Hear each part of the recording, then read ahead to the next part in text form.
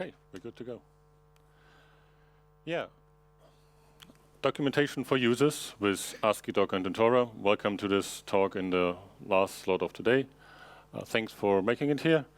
My name is Alexander SCHWARTZ, or just Alex. I'm a principal software engineer at Red Hat. At daytime, I work at the Keycloak project, and we're using a lot of AsciiDoc there, as in Keycloak and other Red Hat projects quite a lot. But in my spare time, I'm also working in the AsciiDoc and Antora space and plugin development. So this is what this talk will be about: how to write documentation for users. And I brought a short agenda for the next couple of minutes.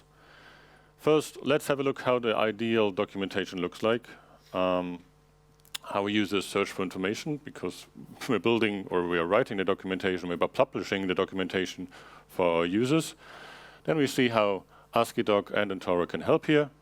We set it up, we will have a demo, and then a summary that these are the tools to empower your users. Right. So let's understand how users are actually searching for information. So usually they're on a hunt. They're chasing some answers, and they might use a search engine like Google. They put in a term here, or maybe using some AI that lends them to then your site with additional documentation, and they end up somewhere in your online documentation. You can't really predict which page it's going to be. The search engine and the query will make up that first page they start on. And on that page, they get a brief overview, click somewhere on a link that smells like the right answer might be behind that link. And while they're done, once they find an answer that's good enough, they might even stop reading in the middle of a page once they consider their task done, and then leave the site again. But their problem was solved with an answer that was good enough. How can a helpful documentation site deliver content that really fits that user behavior? So you need to have some recurring structures that users find their way on a page easily. So they want to scan it. They want to get an overview if the page they're on is the right page already, or if they want to navigate to another one. So it should be simple to grasp at first sight. And on your documentation website, you want to have a search that maybe the user could put in a hint, or maybe use some AI technology there to point them to the right page where they should continue their search. And usually, there's also a navigation bar that tells people where they are on your site. These items have numbers, and these numbers are a priority order here. So recurrent structures and content simple to scan are the most important parts, with navigation being the least important part. And when we then really design these different content pages, there is a concept called every page is page one. You build the page so users can start their journey on each single page of your documentation. So you put some context in the beginning, telling people where they are and what they're about to find here. It's self-contained for a specific need of a user. You make it really focused on that specific topic, and you link to a lot of things like prerequisites. What do they need to know? If you want to read more on that, there's a book called Every Page is Page One. It's a good read. We can discuss it afterwards in the Q&A or after the talk here. But for now, this is enough to decide on what system really supports the users when they're doing things. Yeah, and then, given all that theoretical background, I'd say, let's look at how AsciiDoc and Antora can help here to build such a site. So, as it's all about empowering users with documentation so they get their work done, Antora provides them with a search bar. You see a search bar up here. You see it's topic-based, so you can navigate from one page to another. You can navigate with cross-references. You can group your content by component and version. So you see up here like a drop-down where you can pick a specific version of your software. So it's really designed for people who want to learn about your software, but then end up in your documentation site probably using Google. Right. Actually, the Antora website is built using Antora. So this is how it looks like in a real-life setup. So you have a top navigation here for maybe the components that you have. You have an in-page navigation here on the right. This is a navigation. You can extend those items. You can click on things. You have the introductory paragraph. Well, so that's how a documentation site should look like according to those principles. Antora, well, produces the output that we've just seen. It also comes with publishing tools and an opinionator structure where to put the content that then should later appear on the website. So there were going to be components and modules. We will see more about that in a second. So when we later see the documentation I've written for the IntelliJ AsciiDoc plugin, there's a user's guide and contributor's guide. Each of those got its own component. Antora comes with all the, well, bells and whistles and gears that collect all the AsciiDoc content from either a single Git repository or multiple Git repositories and branches, puts it all together, converts the AsciiDoc content to HTML output, and then the HTML output will be combined with a UI theme to create this static site that we've just seen. And the key benefits is the really fast conversion. Well, it's based on JavaScript and Node.js, but with very, very few dependencies, which makes it fast to install and fast to run. And it's modular and extendable, so there's actually an extension API where you can hook into this build process of your static site to add the things which it might not deliver out of the box. And there are already a lot of community extensions that fill one or the other need that's not part of the core. Right. So talking about AsciiDoc so much here, and AsciiDoctor might also be in the room. Maybe short show of hands. Who has been using AsciiDoc before? Right. Oh, quite a lot of people. Good. So yeah, AsciiDoc is the language where you actually write the text files we will see in a second. AsciiDoc, and it's, I'd say, frictionless writing. It's a feature-rich syntax. You can actually write an O'Reilly book using AsciiDoc with all these callouts, lists, nice tables, admonitions, footnotes if you want. So everything you need to write proper documentation is there. It's been around for more than 15 years, and the standardization started in 2020 at the Eclipse Foundation. And then there's, I think, the one tool chain that is most advanced here to convert the AsciiDoc content to HTML and several other formats. That's the AsciiDoctor tool chain. It's open source, it runs on Java, Ruby, and JavaScript, and it powers, as I said before, Antora's AsciiDoc to HTML conversion. AsciiDoc is plain text. Well, here is plain text with some syntax highlighting, as you would see it in an IDE. So each sentence should be on a separate line. Every blank line creates a new paragraph. You can write bold text and italic text, like you might use it also in a messenger. Nowadays, you have lists that work with dots, and then they will be numbered. And if you use asterisks, they will be an unordered list. And this is how an output would look like. It's HTML, so you can style it as you want and need. But there's no surprises here, I'd say. While the previous slide really is like any other markup language, I'd say, there's also paragraphs where you can add some meaning to. Something is important, something is a tip, so there are two different notations here, like a shorter one and a more verbose one. You can wrap something as an example, and you can wrap something as a source code, and it will be rendered like this. So nice icons that really draw the attention of the user to a specific part. You can also include source code snippets. I think that's really cool. You can either include a full source code file, or you can use snippets by putting some comments in your code. And by putting the comments in your code, you will actually have, well, production-grade tested code in your documentation. How cool is that? So no more typos, no more failures in there, and it works really nice. And up here, you see there's another comment at the end of the line. when you then render it with another feature flag switched on, in AsciiDoc you have to switch it on manually. In Antora it's enabled all the time. So this comment here will be converted to a callout, and then you have these numbered callouts below your source code block, right?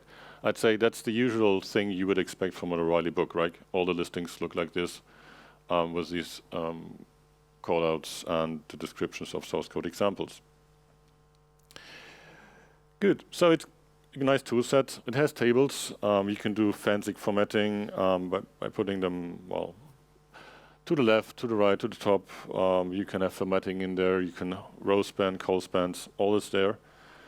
And there are no flavors. It's just the one notation that will work in all AsciiDoc implementations, which is nice. You can use images by just including them, like either an inline image. You see there's one column and there's a block image.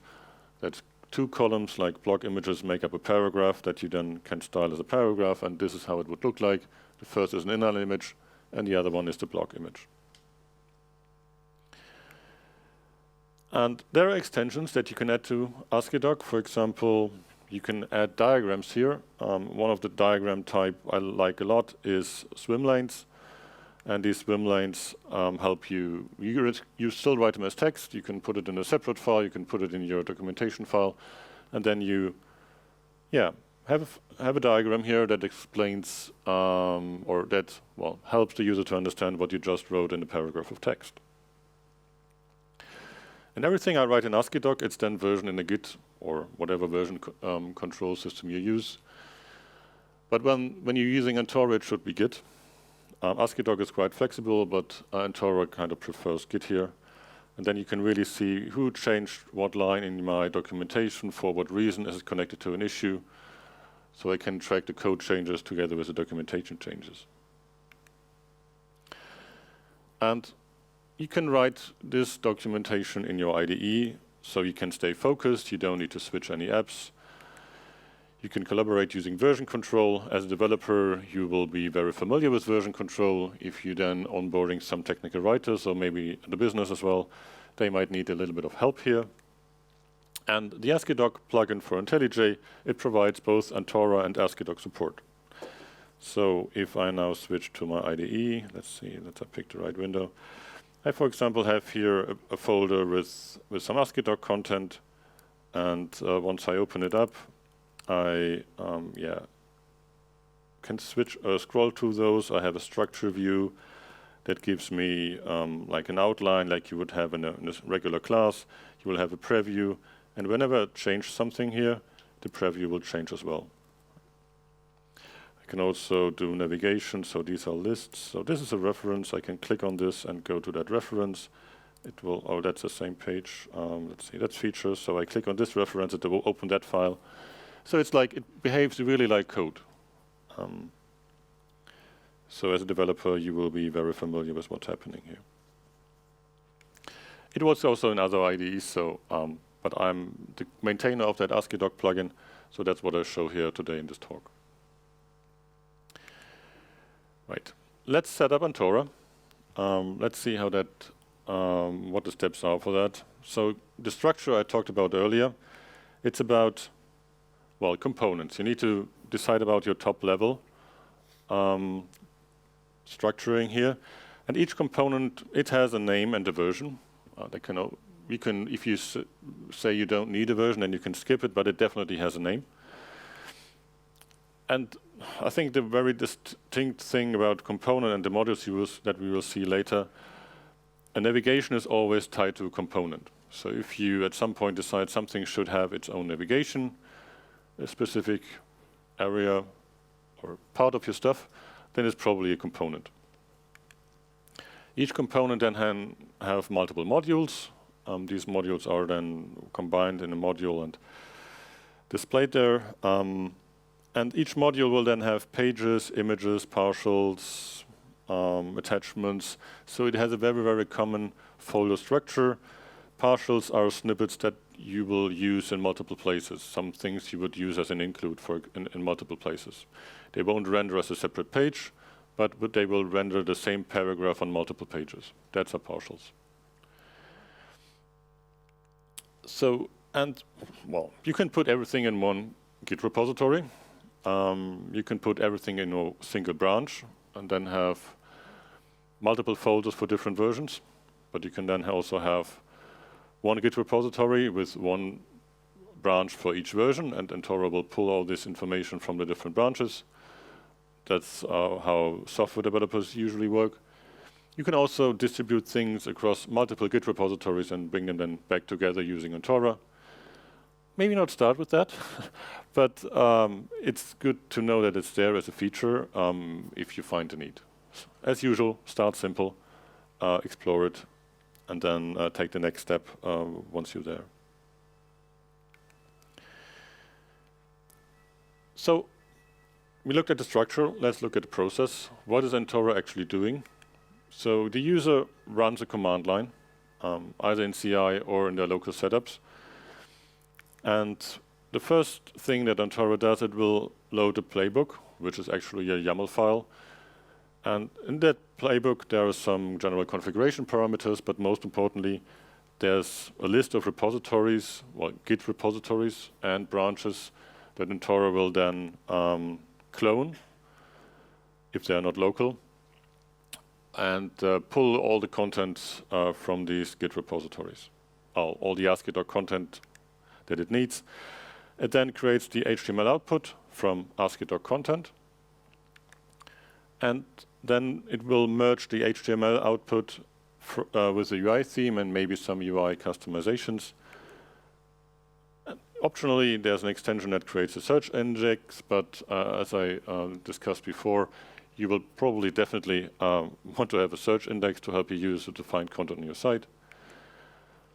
And then you have an output folder with just lots of static files in there, HTML, some JavaScript, but nothing that really requires any server-side interaction. So you can publish it on any web server. You can publish it on GitLab pages. You can publish it on GitHub pages. You can put it into S3 buckets, publish it on AWS. You can publish it using a classic Nginx, a classic Apache HTTPD server. So static side, just content, no backend logic needed, works. There's also the search index using,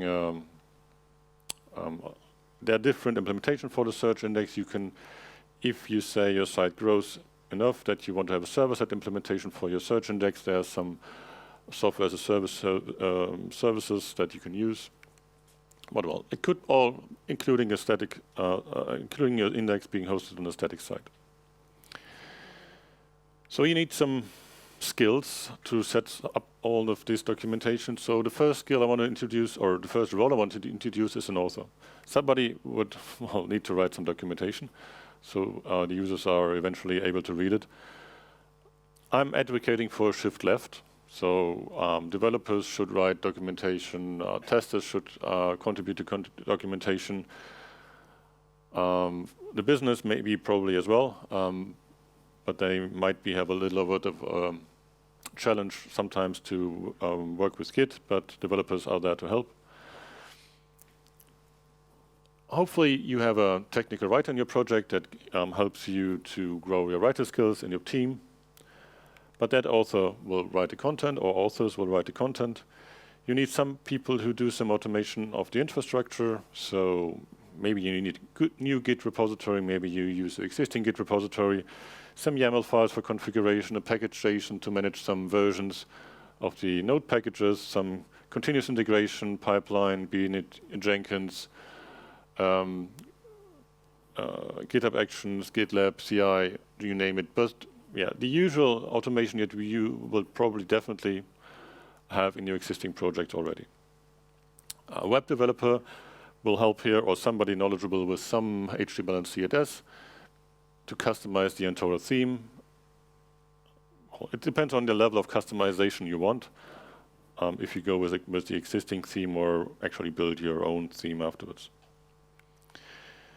And then once you have all these roles and people with these skills, well, an author creates the first component folder structure, putting an Antora YAML in here with a name and the version. You create the first page in the pages folder.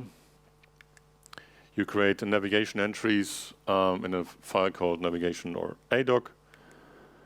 The person who's then running all the automation will install Antora, probably using a package JSON file. You create one playbook to create local previews for the authors, and you create another playbook for publishing it on the internet. That might have then other parameter sets, maybe publishing different content there, but that's then the choice you have. And a web developer that copies the UI theme and adds some customizations if necessary. So these are the first steps. And yeah, let's look at the demo. Yeah, I already showed a bit of it. So, but let's look at it more closely. I think we have the time to do that. So I have now here the index ADOC. This contains then, well, some lists.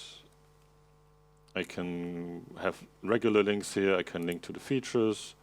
From the features, I can go to maybe addressing other things like Spring REST docs is supported by the plugin. Let's see, there's an installation guide. And there's now, I can also use folders to group things. So there's a step-by-step, and this, I say, sub-guide has its own index ADOC. It's really how to set up your infrastructure using IntelliJ and the AsciiDoc plugin for technical writing. There's a link to a Udemy course. I describe the different steps. They're ordered, so they're supposed to be done in this order. But if people then still end up on this one page, I have an introduction at the top. What is this page about? This is part of a well, I clicked on it, so I jumped there. So this is part of a multi-step series to set up technical writing environment in the IntelliJ and AsciiDoc plugin. This is actually a snippet that's on all of the pages of the tutorial, so I include it here. I can jump to this include. I can click on the preview here as well. And I can then change this snippet here. Yeah. Adding the well, it's basically walking people through the different menus. I should have some diagrams or some screenshots in here as well. How to configure the editor. It's all step-by-step guides. And this is how like tutorials work. And I believe as a software engineer, you've walked through a lot of tutorials in your life already. Also have some keyboard shortcuts. There's a macro for that. You can also see how that looks then in real life. So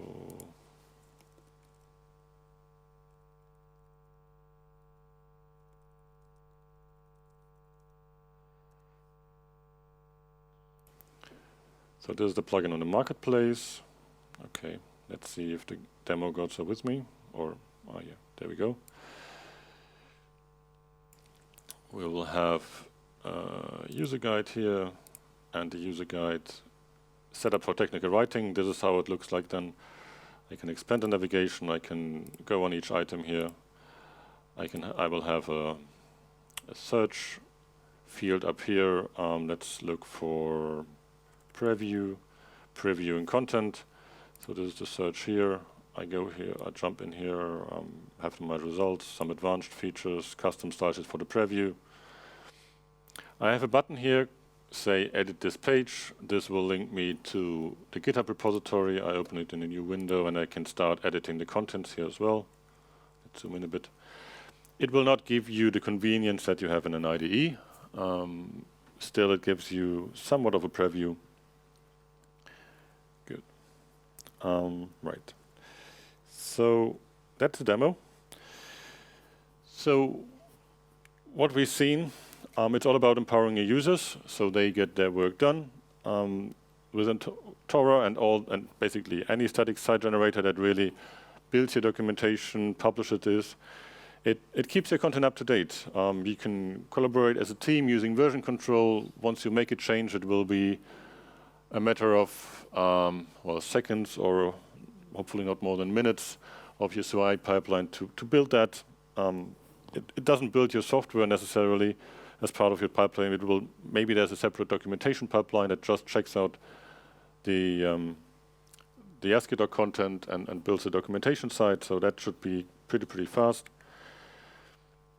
And with this deduplication, with this partials that you can use here, you can keep your content consistent because you don't have duplicate elements in there. And when you then do this shift left, when a lot of people help with writing the documentation and not only writing the software itself, you will be in a position to, when you publish new software and push the release button, that you also release your documentation and that they're in sync. And that's something your users will definitely appreciate. The links. So there's AsciiDoc, the language where we write our content in. One file per page we're about to publish, and maybe some includes as well. There's AsciiDoctor, the toolchain that creates HTML from the AsciiDoc content.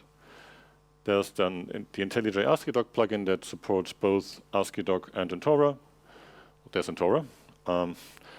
So there I've been doing some previous talks on Antora as well, so please have a look at my blog and see what's there. There are some more slides and examples for you to follow up if you want to. And yeah, that's it. That's the end. That's me. Reach out if you have any questions, and we now have about 3 minutes for questions. Thanks.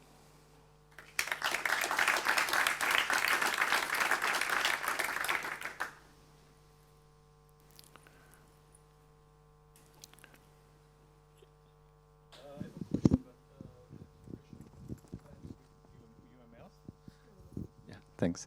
So to generate images from plant.uml files, usually, well, choose to have a dependency to GraphViz dot, and it's a kind of a pain. How do you deal with that? Yeah. So yes, you're right. It's a pain. So the pain was eased a bit once the plant.uml people included a dot, or the GraphViz dot executable for Windows as part of their jar. So it's got better. At least on Windows, you don't need to install it anymore. There's also now a service called Croquis. And this is basically you encode your diagram as a long URL. You send it there and you receive back an image. So you don't need to install any of the diagram types on your local machine anymore. So no more GraphViz there, as you remembered. And you can use it both in your IDE. So there's Croquis support in the IntelliJ plugin. There's also Croquis support for Antora that you need to add as an extension. So it will add build time, go to that Croquis service, download the image, and you're fine. And it will then be part of the static site. So no one will call that service after the runtime. And if you are security aware, I'd say, you can also run Croquis as containers in your local environment, so you don't need to send out your diagrams to some external cloud service. So it got a lot better over time. Actually, I have two questions. The first, it looks like it's similar to, it falls in the same category as MKDocs and Markdown. Yeah. So is it the case, or what's your take on it? I think we're targeting the same people, but with, I'd say, there's Markdown, all right. The challenge with Markdown now and then is that there are flavors in different kinds. So with AsciiDoc, when I write Markdown, I do it now and then, I always feel the need to put in some HTML in some places because there might be something not supported by Markdown. And I never get into that situation with AsciiDoc. It's just more feature complete to write this kind of documentation. You will have well-defined includes that you don't have in that kind of way with Markdown. Also these admonitions that's now coming in a GitHub flavored Markdown, but not in the classic Markdown. So I think I'm better off with AsciiDoc. Antora is very similar to MKDocs, I'd say, from the idea.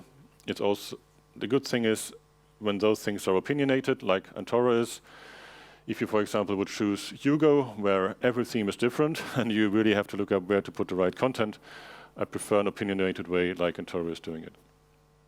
Okay, thank you. And the second, does it compile, does it document code like Python or any other language through doc strings, for example? The code. Documentation of the You can extract documentation from the code, but that's not the main focus here. It's more like writing separate documentation pages in separate files, separate from your source code, but maybe in the same repository. That's the sweet spot, I would say, where I would rather use it. Thank you. Okay, I believe we are out of time, but I'm still, well, if you want to leave, you can leave, but I'm still happy to answer some more questions for like 5 minutes. Okay, thank you. Oh yeah, there are stickers and postcards here. So if you want to send a friend a postcard or convince your manager, pick up a postcard about AsciiDoc and some stickers for your laptops, friends, whatever. Pick one. And if you run out of stickers here, I have some more in my bag. Tomorrow there's going to be Keycloak talks, and I'm going to be on them as well. And the Keycloak Birds of a Feather session in the evening. So that's the end of the commercial break.